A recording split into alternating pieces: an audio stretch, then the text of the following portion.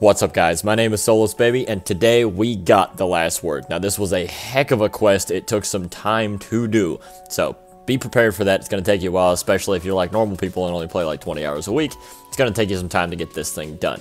It's all fairly self-explanatory. There is some crucible involved where if you die, your progress gets set back. It's okay. Honestly, if you don't like the crucible part all that much, I hear you, I understand, some people don't. But at the same time, this is pretty much a crucible weapon, and outside of crucible, I don't see this thing having too much application, so if you're worried about getting it done, don't if you don't like crucible all that much. Anyways, moving on from that, there's this really long part where you gotta do some lost sectors and witches rituals.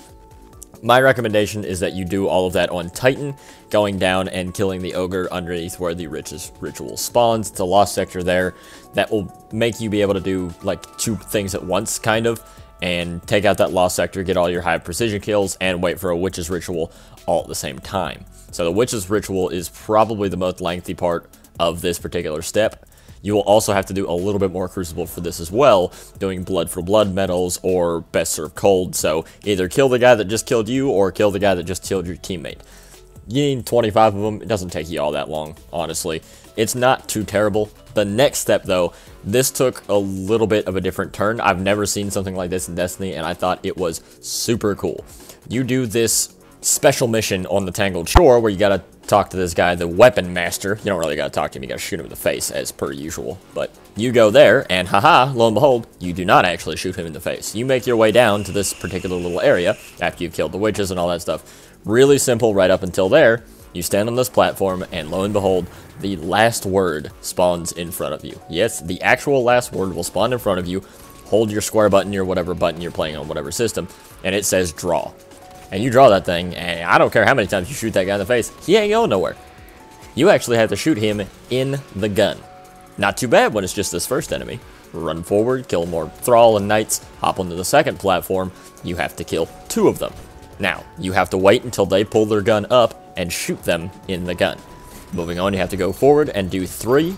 Once you get the 3 done, you will get your last word and have to go talk to the Drifter again for a little piece of lore.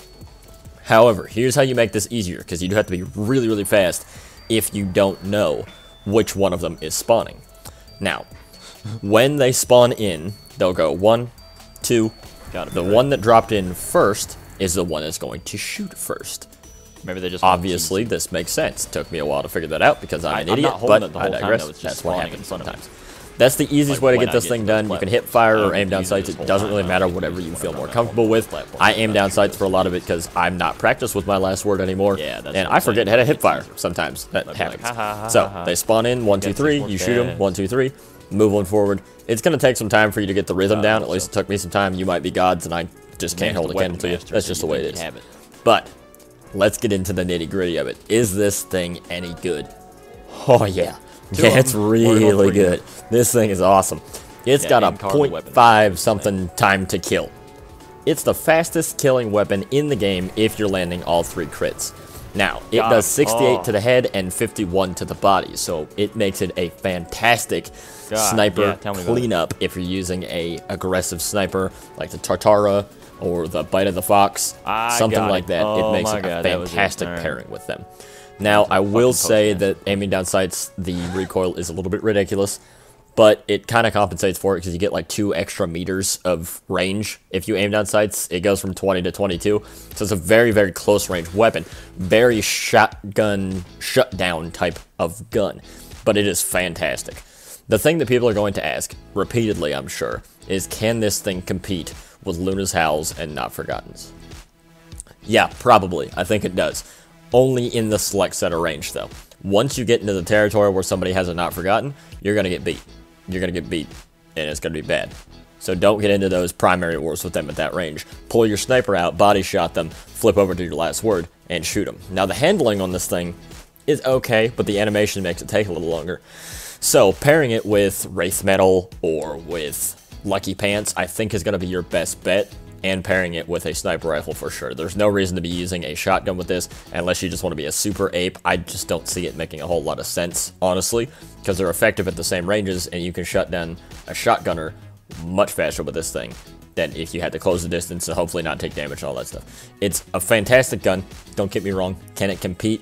TTK-wise with Lunas and Not Forgotten, heck yeah. Ace of Spades, heck yeah. But it's going to get outranged really easily. So if you don't have your Lunas, if you don't have a Not Forgotten, it is a decent substitute until you get one. In terms of competitive play, the jury's out on that one. I'm an okay sniper, and I found it really easy to clean up my body shots with it, but at the same time, it doesn't have the range that other guns should. So, is it going to change Crucible? Yeah, probably. You're going to be seeing a lot of this thing running around. But is it going to be the end-all, beat-all, super overpowered? Probably not. I don't think it's going to be running rampant, there's too many of them, it kills me too fast kind of thing.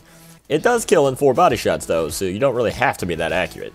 It's like a 0.7 second time to kill from that, so it's like a Jade Rabbit shooting you way close right up in the face in terms of time to kill. Great weapon, love it, probably won't take it off for a while, but the Not Forgotten and Luna's Howl still compete with it just fine. I think it's balanced enough to where you at least have options now, I think is what I'm trying to say. It's competitive enough to give you different ways to play, versus always having to have your Luna's Howl, or Not Forgottens, or Ace of Spades. You now have a choice to what to do, and I think I've been wanting that for a long time. The kinetic slot has filled super empty in terms of primary kinetic weapons that I actually wanted to use. So, with that being said, guys, I think this is an amazing gun. I love it. I hope you guys like it too. Shoot me a comment underneath this video about how you feel about it. Like this video if you agree, disagree, whatever. Or dislike it if you want to, I don't care. Subscribe to my channel for more Destiny content. And with that, guys, I'll see you in the next video. Have a good one.